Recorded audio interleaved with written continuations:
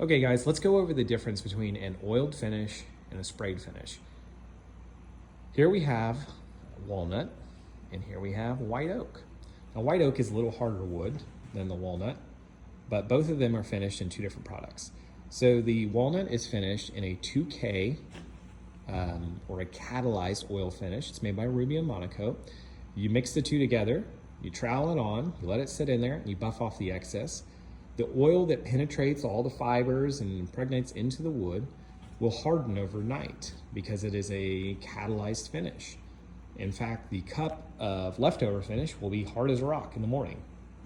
So that is a far superior oil finish than just rubbing like mineral oil or walrus oil or Odie's oil. All these other oils, they're just mineral oil mixed with like some beeswax or some other polymers or binders. Like they're not in any way superior to a catalyzed oil finish. Then you have a poly finish. This is Gemini Evo in their dull finish. And you can see it has some sheen to it. It looks way more shiny because of the super bright overhead lighting. And they have a dead flat, which I don't have any. And the dead flat does add some haziness to the wood. It's kind of like you're looking through cataracts in a way because there's so much matting agent in it. So you have to be mindful of how you're going to use it. On a dark wood, you really notice it. On a light wood, you're not going to notice it. So on a poly finish like this one, you're actually building up layers of protection or finish. It's almost like a layer of plastic being applied to the wood. So in essence, the wood is, a layer of plastic on it. So it doesn't look like wood and feel like wood as much as an oiled finish does. However, if you get water on this, it can sit on there for hours. You can just wipe it up. If your kids get some marker on this, it's not going to be able to soak into the wood fibers like it could an oiled finish, and you're going to be able to clean it. So the main takeaway here is that in a high use environment that is going to be subjective to water or a bench that's going to be sat on, and it's kids that are going to be really hard on things, or maybe a kid's desk. Any item that you would use this for that's wood-wise, it's going to be a lot of use, I would do a sprayed finish. Unless you're willing to put in all the extra care and maintenance to maintain the oiled finish. An oiled finish is going to look like wood, it's going to be beautiful, it's going to feel like wood.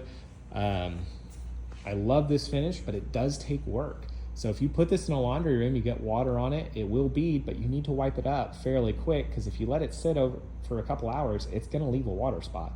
Or if you leave detergent out and you sit it on this countertop, using it like a countertop, and you get some detergent on this, that detergent, if it sits on it overnight, it's gonna make a ring or a spot on the wood. Now it is repairable, but it does take work to repair versus like this poly finish. If you did either of those, it's not going to affect it in any way. So a high use environment, I would suggest poly. A low use environment, especially for furniture or tabletop and furniture that you really want to show off the look and beauty of wood, I would definitely consider using a catalyzed oil. Now, this right here is going to be a countertop that goes on these cabinets, and kids are going to use this. They're going to play on it. They're going to use it, so I want it to be, drinks are going to get sat on it. It's going to be in a media room, so I want it to be durable and be able to endure that kind of test of time. This here is going to be a conference room desk that adults are going to sit at and use for business meetings. So it's going to be in a very formal environment and it's going to be very well taken care of. And so when these people sit at this desk, I want them to really enjoy the beauty of the wood, and that is best achieved with the oil finish. So just know if you do an oil finish, there is maintenance involved. And if you do a poly finish, there is significantly less, if any, maintenance required. So you have to understand that there are trade-offs with both, and I hope this helps you make your decision on the finish that you would like to use.